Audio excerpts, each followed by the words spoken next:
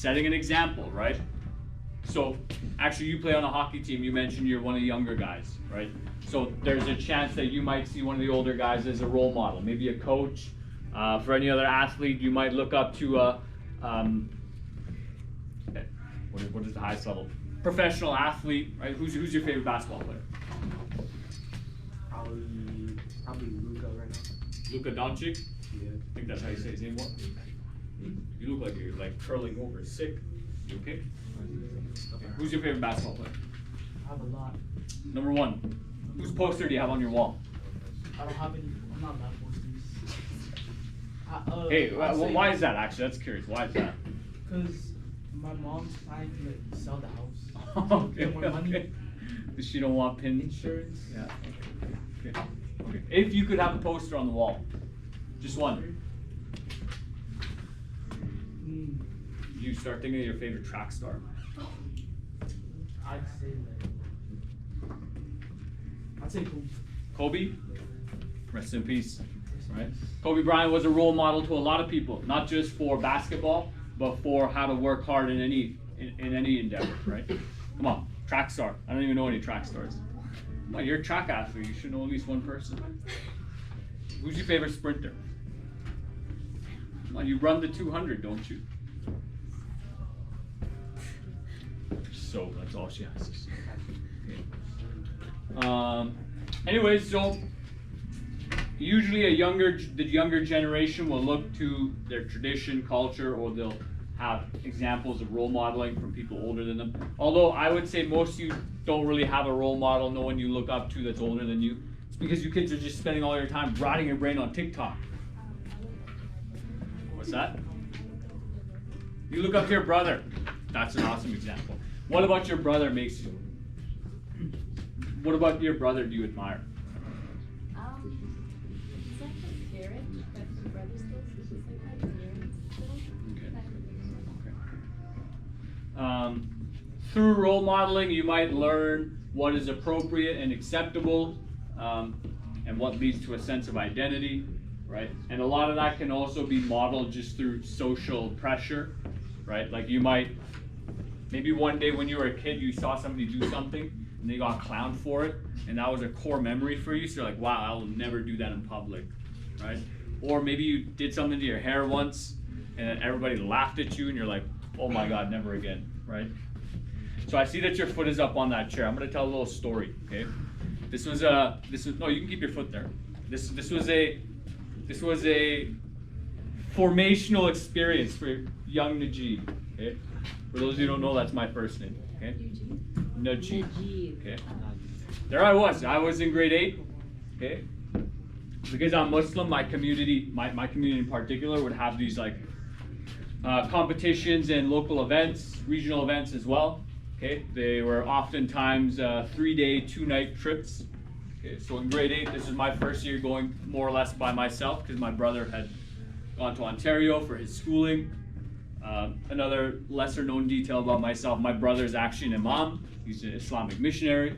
Okay, so grade 8, my dad says, you know what, you're old enough. You got some people at the mosque who will take care of you. You can just go with them. My dad stayed home, right? So I've had to pack my own bag. My mom didn't do that kind of stuff for me. Maybe she does for you.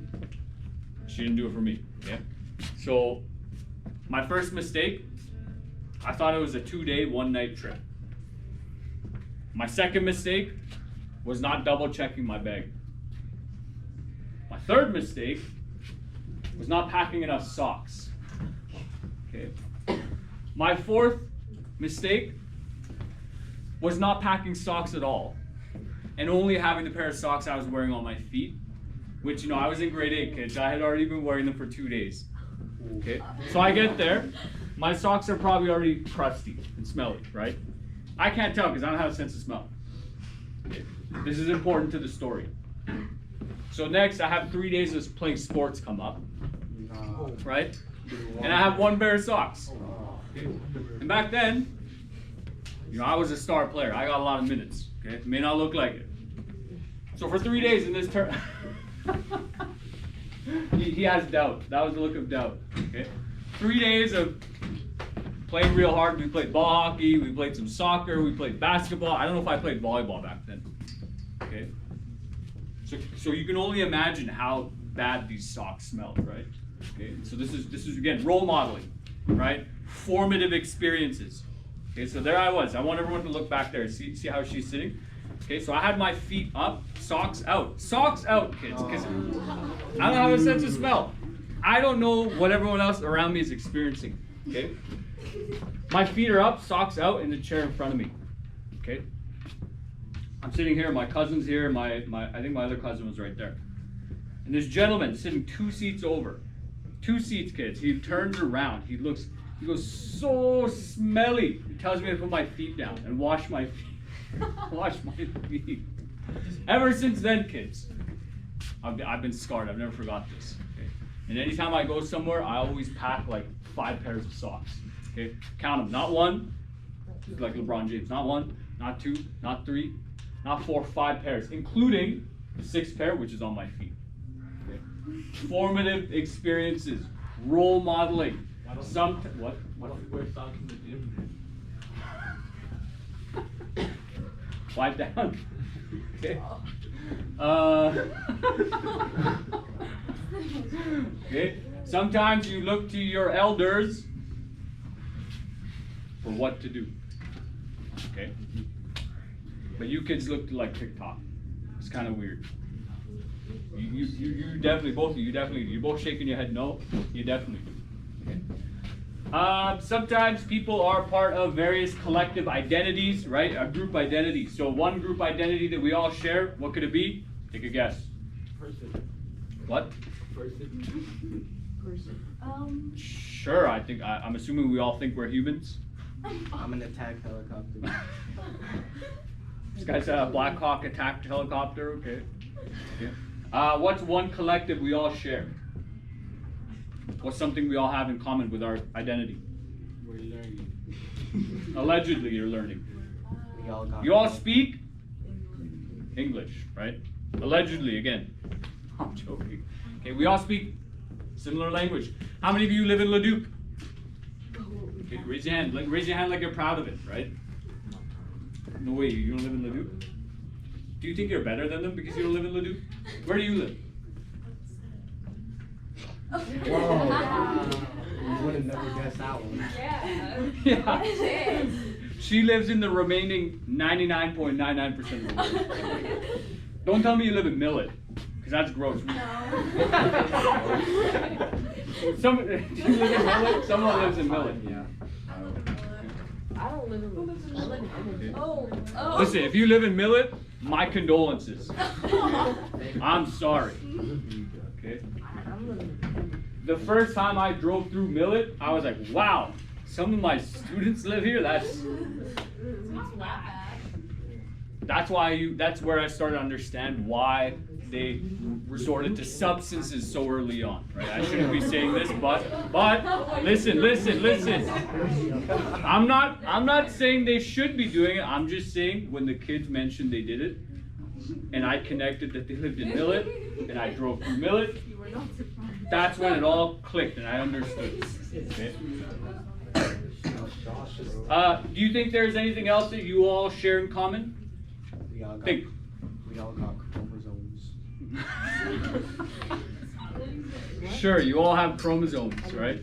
Do people generally identify themselves with their chromosomes? I mean, if you're a dude and you got like an X and a Y. Sure, chromosome. yeah. If you have an XY, you are a Male. male.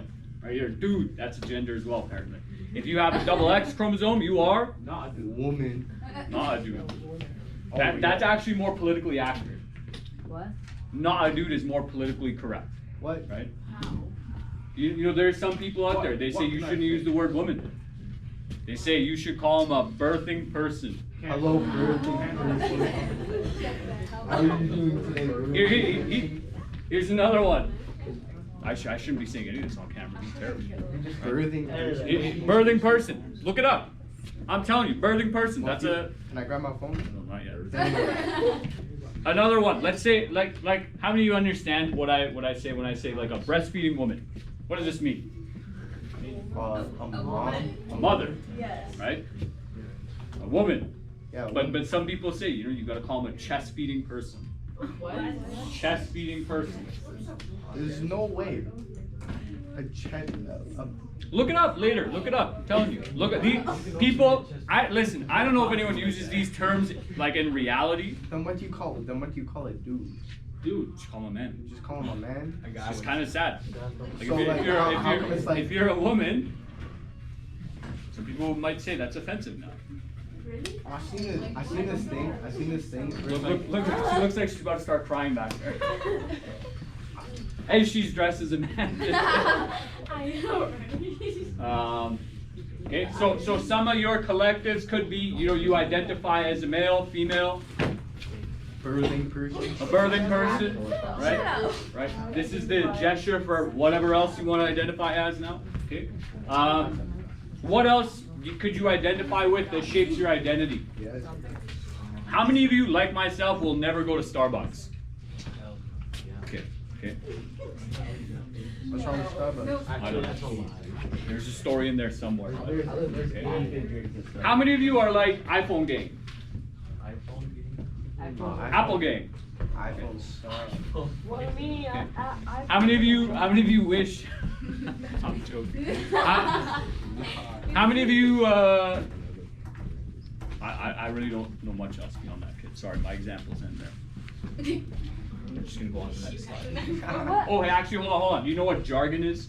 Slang? Jargon? It's like your terminology. What's like a? No, I can't say Australian. What's like a phrasing that British people don't